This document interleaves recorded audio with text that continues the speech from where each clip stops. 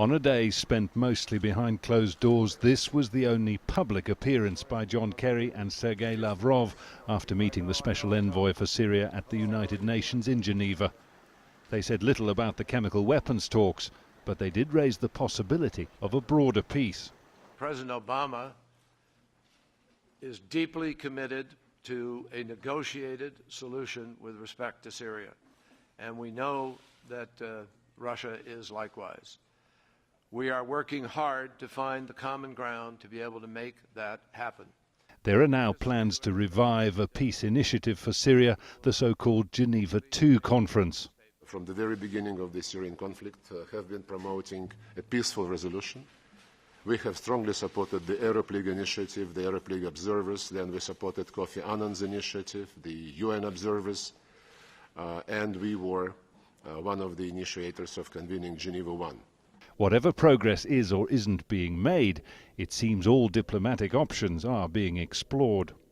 So now there's an even more ambitious dual-track effort going on. First, to achieve a credible and crucially enforceable deal to eliminate Syria's chemical weapons, and second, to bring the parties to the negotiating table to talk peace. The problem is, if the first doesn't work, nor will the second, and there are big obstacles to overcome. The United States insists any deal must include the possibility of military action if Syria fails to comply. But weighing in once again from afar, Russian President Vladimir Putin said the US must drop its threat of force. We believe that any military intervention into this country from abroad without the sanction of the United Nations Security Council is unacceptable. The UN confirms that Syria has now joined the convention banning the use of chemical weapons, a sign of good faith, said Russia, but dismissed by the Syrian opposition. Accountability is something the United States would like to see guaranteed in a Security Council resolution. So too, it seems, would UN Secretary-General Ban Ki-moon, who in an unguarded moment spoke of war crimes. Whether they have this president or that president, I think that is their choice.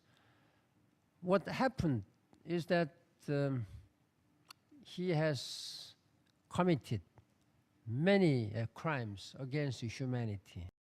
When it comes to it, Russia will likely resist any resolution, but they're not there yet. The talks will continue on Saturday.